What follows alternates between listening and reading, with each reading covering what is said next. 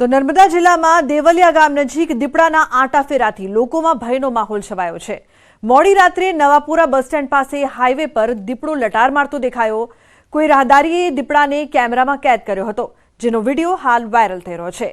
એક મહિના પહેલા પણ આ વિસ્તારમાં દીપડાએ પશુનું મારણ કર્યું હતું, ત્યારે વારંવાર દીપડાના આંટાફેરાથી લોકોમાં પણ ડરનો માહોલ જોવા મળી રહ્યો છે।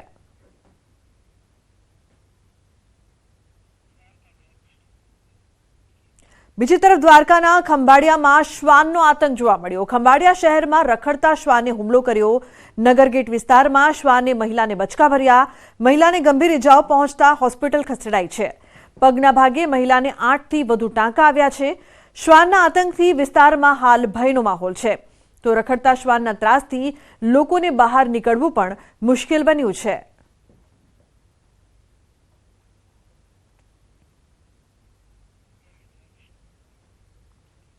અમરેલીમાં જોવા મળ્યા અનોખા દ્રશ્યો। અહીં એક સાપ અને નોળિયાની લડાઈના લાઈવ દ્રશ્યો જોવા મળ્યા। તુલસીશ્યામ રેન્જના હનુમાનગાળા ગેટ પાસે સાપ અને નોળિયાનું યુદ્ધ જામ્યું હતું। બાબરપરા રેવન્યુ વિસ્તારમાં સાપ અને નોળિયા વચ્ચેની લડાઈ જોવા મળી। હનુમાનગાળા નાકા પરના આઉટસોર્સ કર્મચારીએ મોબાઈલમાં આ લડાઈ કેદ કરી। હનુમાનગાળા દર્શને જતા લોકોએ પણ આ 20 મિનિટ સુધી સાપ અને નોળિયાની લડાઈ જોઈ હતી। સાપ અને નોળિયાની લડાઈનો વિડીયો હાલ સોશિયલ મીડિયામાં વાયરલ થયો છે।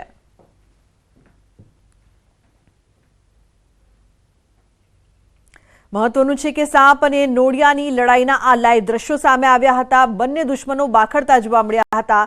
બાબરપરા નજીક સાપ અને નોળિયાનું યુદ્ધ અને આ દ્રશ્યો જે છે તે સોશિયલ મીડિયા પર પણ વાયરલ થઈ રહ્યા છે।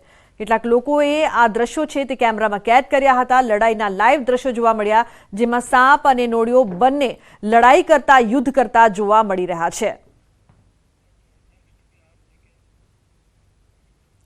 સમાચારમાં આગળ વાત રાજકોટની ભેળસેડિયા વેપારીઓ સામે તંત્રની તવાઈ જોવા મળી રહી છે। કેકની બેકરીઓ પર આરોગ્ય વિભાગની રેડ। લાઈવ બેકરીમાંથી વાસી જથ્થો મળી આવ્યો છે। 145 કિલો અખાદ્ય જથ્થો મળી આવ્યો છે। ફૂડ લાયસન્સ વગર ધંધો કરતા 19ને નોટિસ પાઠવવામાં આવી। તો તાજી કેકના દાવા કરતી લાઈવ બેકરીમાંથી વાસી જથ્થો મળી આવ્યો। માહી લાઈવ બેકરીમાંથી એસેન્સ, ફ્લેવર્સ, બેકરી ફેટ સહિત કુલ 145 કિલો અખાદ્ય જથ્થો મળી આવ્યો છે। કેકે લાઈવ પફમાંથી પણ 9 કિલો વાસી સોસ મળી આવ્યું। તો દાણાપીઠ, જૂના માર્કેટિંગ યાર્ડ, પરા બજાર સહિત 10 અલગ અલગ જગ્યાએથી સિંગ તેલના નમૂના લેવાયા છે। ફૂડ લાયસન્સ વિના ધંધો કરતા 19 ધંધાર્થીઓને નોટિસ પણ ફટકારવામાં આવી છે।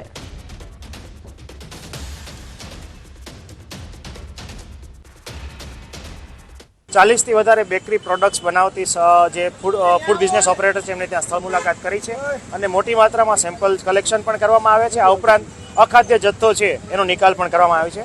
જે યુનિવર્સિટી રોડ ખાતે આવેલી છે તેને ત્યાંથી અખાદ્ય 145 કિલો જેટલો જથ્થો છે એ મળી આવેલો હતો। મુખ્યત્વે આ જથ્થામાં એક્સપાયરી વીતી ગયેલ એસેન્સ એટલે કે ફ્લેવરિંગ એજન્ટ છે, પ્રિઝર્વેટિવ છે, આ ઉપરાંત જે બેકરીનો ફેટ છે અને સાથે સાથે કલરિંગ એજન્ટ વગેરે બધી વસ્તુઓ મળીને 145 કિલો જેટલો અખાદ્ય બેકરી આઇટમનો જથ્થો છે એ નિકાલ કરવામાં આવ્યો છે।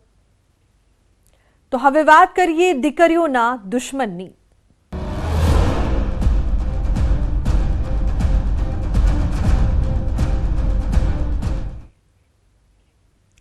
છોટાઉદેપુરમાં દીકરીઓની સુરક્ષા પર સવાલો ઉપસ્થિત થઈ રહ્યા છે। આ વિસ્તારમાં બસનો અભાવ હોવાનો ખુલાસો તો થયો। ડીઓએ પોતે સ્વીકાર કર્યો કે એસટી બસ નથી। સ્કૂલના સમય દરમિયાન હાલ એક પણ બસ નથી। ડીઓએ ભોગ બનનાર દીકરીઓ સાથે પણ મુલાકાત કરી છે। જિલ્લા પંચાયત પ્રમુખ અને ડીઈઓ પહોંચ્યા હતા। સંખેડાના કુંડિયા ખાતે બાળકીને મળ્યા। બાળકી સાથે મુલાકાત કરી અને વાતચીત પણ કરી। જિલ્લા પંચાયત પ્રમુખ મલકાબેન પટેલ અને જિલ્લા શિક્ષણ અધિકારી આનંદકુમાર પરમાર બાળકીઓની મુલાકાતે પહોંચ્યા હતા। નોંધનીય છે કે ખાનગી વાહનમાં જઈ રહેલી વિદ્યાર્થીઓની છેડતી થઈ હતી। વિદ્યાર્થીનીઓ ચાલુ જીપમાંથી નીચે કૂદી ગઈ હતી, જેમાં વિદ્યાર્થીનીઓને ઈજા પણ પહોંચી છે। આ ઉપરાંત સાંસદ સહિતના નેતાઓ પણ બોડેલીની ખાનગી હોસ્પિટલ પહોંચ્યા હતા, જ્યાં તેમણે પીડિત વિદ્યાર્થીનીઓના ખબર અંતર પૂછ્યા। સાંસદ ગીતાબેન રાઠવા, ધારાસભ્ય અભેસી તડવી અને તાલુકા પંચાયત પ્રમુખે વિદ્યાર્થીનીઓ સાથે વાત કરી।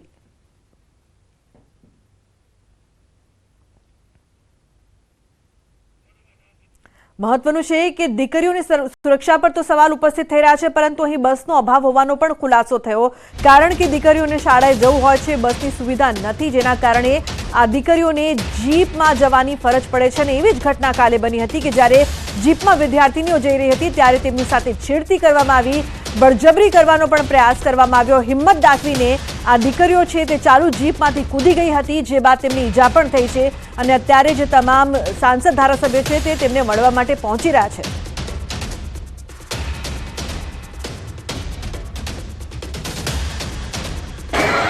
અત્યારે જે ટ્રાન્સપોર્ટેશનની સુવિધા નથી દીકરીઓ માટે શાળામાં જવા આવવા માટે, તો મારે ડેપો મેનેજર સાથે અને વિભાગમાં પણ મારે વાત થઈ ગઈ છે. ટૂંક સમયમાં બસની સુવિધા પણ શરૂ થઈ જશે. આ દીકરીઓ સાથે જે ઘટના બની છે એ ખૂબ ખરાબ ઘટના છે. ખરેખર આમ જોવા જઈએ તો દીકરીઓની હિંમતને દાગ આપવી જોઈએ કે એમને પોતાના જીવના જોખમે સ્વ બચાવ કર્યો છે, અને આવું ફરીથી ન બને એ માટે તમામ વહીવટીતંત્ર, તમામ પદાધિકારી અમે સૌ ખૂબ પ્રયત્ન કરી રહ્યા છે. ટૂંક સમયની અંદર પણ જેટલા વિસ્તારોમાં બસની સુવિધા નથી એ વિસ્તારોની અંદર બસની સુવિધા મળે એના માટેના અમારા સઘન પ્રયાસો રહેશે. હાલમાં તો આ રૂટ ઉપર શાળાના સમય દરમિયાન લગભગ એક પણ બસ નથી. પણ ટૂંક સમયની અંદર બસ શરૂ થાય એના માટેના અમારા સંયુક્ત પ્રયત્નો છે.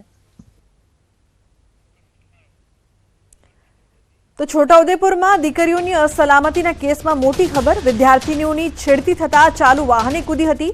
માત્ર છેડતી નહીં, આરોપીઓએ દીકરીઓને લૂંટી પણ લીધી. દીકરીઓ પાસે રહેલા પૈસાની ચલાવાઈ હતી લૂંટ. છેડતીના ડરથી 7 જેટલી દીકરીઓ કૂદી પડતા ઈજા પહોંચી છે. 2 દીકરીઓ ગંભીર રીતે ઈજાગ્રસ્ત પણ થઈ છે. જીપ ઊભી રાખવા આજીજી કરી પણ ડ્રાઈવરે ન રોકી. સંખેડા પોલીસે વાલીની ફરિયાદ લઈને કાર્યવાહી કરી છે. તો ખાનગી જીપમાં છેડતીનો આરોપ, 2ના નામ ખુલ્યા. છેડતી કરનાર એક આરોપીની અટકાયત પણ કરાઈ છે. શાળાના અભ્યાસ કર્યા બાદ ઘરે પરત ફરતી હતી વિદ્યાર્થીનીઓ ખાનગી વાનમાં પાછળ બેઠી હતી. વાલીઓએ કહ્યું કે બસ નથી આવતી, તે જલ્દી મૂકો. ઈજાગ્રસ્ત દીકરીઓ હોસ્પિટલમાં સારવાર માટે દાખલ છે. વિદ્યાર્થીનીઓ કૂદી ગઈ પછી અકસ્માત સર્જાયો હતો.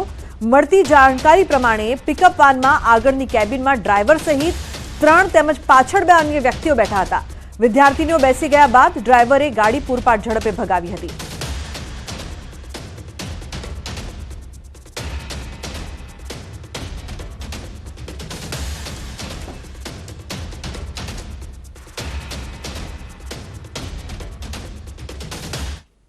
તો સમગ્ર ઘટનાક્રમ શું હતું તે સમજવાનો જો આપણે પ્રયાસ કરીએ તો આખી ઘટના સમજીએ. શાળાઓ જવા માટે વિદ્યાર્થીનીઓ અપડાઉન કરે છે. ગ્રામ્ય વિસ્તારની આ પરિસ્થિતિ છે. બસ ઓછી હોવાથી ખાનગી વાહનમાં તેમને અવરજવર કરવી પડે છે. જેમાં વહેલા પહોંચી શકાય તે વાહનોમાં વિદ્યાર્થીનીઓ જતી હોય છે. શાળાએથી છૂટ્યા બાદ દીકરીઓ ઘરે જવા માટે સમય નીકળી હતી અને ઘરે જવા ખાનગી જીપનો આ દીકરીઓએ સહારો લીધો હતો. જે બાદ વિદ્યાર્થીનીઓ ખાનગી જીપમાં પાછળ બેઠી હતી. આગળની કેબિનમાં ડ્રાઈવર સહિત 3 લોકો ઉપસ્થિત હતા. જીપમાં પાછળ પણ અન્ય 2 વ્યક્તિઓ બેઠા હતા. વિદ્યાર્થીનીઓ બેસી ગઈ અને પછી ડ્રાઈવરે ઝડપ વધારી દીધી. સ્પીડમાં ડ્રાઈવર ચલાવવા લાગ્યો. ચાલુ ગાડીમાં જ વિદ્યાર્થીનીઓ સાથે છેડતી કરવાની શરૂઆત થઈ ગઈ હતી. જે બાદ 4 જેટલા શખ્સો વિદ્યાર્થીઓ સાથે અડપલા કરી રહ્યા હતા. ચાલુ જીપમાં છેડતી થતા વિદ્યાર્થીનીઓ ડરી ગઈ. ડરી ગયેલી દીકરીઓએ જીપને રોકવા માટે આજીજી કરી, પરંતુ ડ્રાઈવરે જીપ ન રોકી. છેડતીખોરોએ જીપ રોકી નહીં એટલે દીકરીઓ કૂદી ગઈ.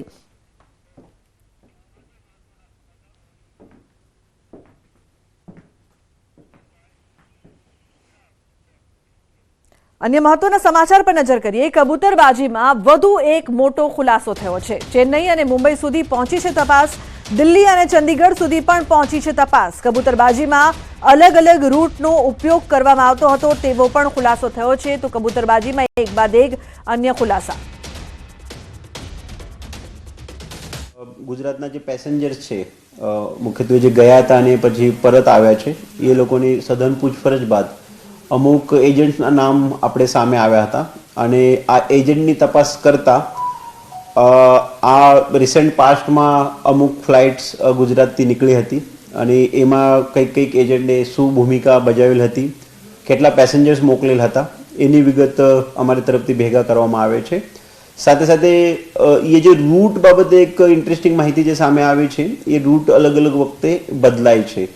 દાખલા તરીકે અત્યારે આજે ફ્લાઇટ દુબઈથી અને ફ્રાન્સથી પરત આવેલી છે. એ દુબઈ વાયા ફ્રાન્સ નિકારગુઆ પહોંચીને નિકારગુઆથી અમુક પેસેન્જરો બાય રોડ મેક્સિકો અને ત્યાંથી બાય ક્રોસ કરીને યુએસ પહોંચતા હતા. એ પહેલાં જે સિસ્ટમ ઓપરેટ થતી હતી એ અહીંયાથી દુબઈથી યુરોપથી ખાસા સમય સુધી લોકો મેક્સિકો ઉતરતા હતા અને મેક્સિકો એરપોર્ટથી બહાર નીકળીને પછી યુએસ પહોંચતા હતા. જ્યારે મેક્સિકોન ઓથોરિટીને ખબર પડી ત્યારે એ મેક્સિકન ઓથોરિટીએ એરપોર્ટથી જે બહાર નીકળવાની સિસ્ટમ છે એ બંધ કરાવી દીધી. પછી એ લોકોએ એલ સાલ્વાડોરની ચાલુ કર્યો, એટલે દુબઈ યુરોપથી એલ સાલ્વાડોરથી અમુક સમયે એ સિસ્ટમ ચાલી. પછી એના ઇમિગ્રેશન એજન્ટને ખબર પડી કે અમુક લોકો આપણે ત્યાં લેન્ડ થાય છે પરંતુ પરત બિલકુલ નહીં જતા, તો ત્યાં જે વિઝા ઓન અરાઇવલ ફેસિલિટી હતી એ બંધ કરવામાં આવી અને હાલ જે ચાલે છે એ નિકારગુઆથી ચાલે છે. તો બેસિકલી ઇન્ડિયન પાસપોર્ટ કે લીએ નિકારગુઆ ઓન અરાઇવલ વિઝા સિસ્ટમ છે. તો અહીંયાથી દુબઈ, દિલ્હી, મુંબઈ, અમદાવાદ, લખનૌથી દુબઈની ફ્લાઇટ પકડાય છે.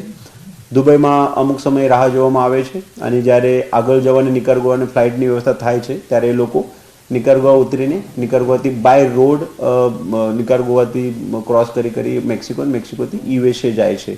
તો એ રીતની સિસ્ટમ છે. અમારા પાસે જે અમુક એજન્ટ્સના નામ છે એ બધા એક પેસેન્જર મોકલવા માટે કેટલો ખર્ચ આવે છે, કઈ જગ્યા પૈસાની વ્યવસ્થા કરવો પડે છે, રહેવાની વ્યવસ્થા કરવા પડે છે, વિઝા માટે ફેસિલિટી કરવી પડે છે, નિકારગુઆ ઉતર્યા પછી બસ અથવા વાહનની વ્યવસ્થા કોણ કરે છે, એ બધી વિગત ઉપર સીઆઈડી સઘનપૂર્વક કામ કરે છે. તો અમારી અપેક્ષા છે કે ટૂંક સમયમાં આમાં જે મુખ્ય અમુક એજન્ટ છે ત્યાં સુધી ગુજરાત પોલીસ પહોંચીને આ પ્રકરણમાં વધારે ક્લેરિટી સામે આવશે. સર, ખાસ તો આજે એજન્ટોના નામ સામે આવી રહ્યા છે, કયા વિસ્તારના એજન્ટો છે, ગુજરાતના કે અધર?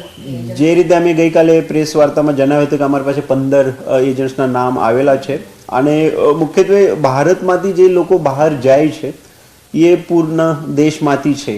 તો લોજિકલ છે કે એજન્ટ્સ પણ જે છે એ અમુક અને અલગ જગ્યાથી છે. આપણે હાલ ગુજરાત સ્પેસિફિક પેસેન્જરને જે ફોકસ કરીએ છીએ, જે ગુજરાતના એજન્ટ છે, આ સેન્ટ્રલ ગુજરાતના અમદાવાદ બેઝ બેસિકલી, એના સિવાય જે અમુક મોટા મેટ્રો છે, મુંબઈ છે, દિલ્હી છે, ચંદીગઢ છે, અમદાવાદની મેં કીધું, ચેન્નઈ છે, ત્યાંના પણ અમુક લોકો ઉપર અમારો વોચ છે અને તપાસમાં અમે અમુક માહિતી પણ મળીએ છીએ. તો જરૂરત મુજબ એ લોકોની પણ તપાસ હાથ ધરવામાં આવશે અને જરૂરત મુજબ આપ લોકો સાથે શેર પણ કરવામાં આવશે. Thank you. તો દિલ્હી અને ચંદીગઢ સુધી તપાસ પહોંચી છે. એક બાદ એક જે તાર જોવા મળી રહ્યા છે. દુબઈથી ફ્લાઇટ કઈ રીતે ગઈ હતી, નિકારાગુઆથી મેક્સિકો જાય છે પ્રવાસી અને કબૂતરબાજીમાં જે સંડોવાયેલા છે, મેક્સિકોથી પછી અમેરિકા પહોંચે છે. ચેન્નઈ અને મુંબઈ સુધી પણ આ તપાસમાં કેટલાક મહત્વના ખુલાસા સામે આવી રહ્યા છે. તો કબૂતરબાજીને લઈને તપાસનો ધમધમાટ ચાલી રહ્યો છે. દુબઈ જવાની રિટર્ન ટિકિટ કેન્સલ કરાતા હતા.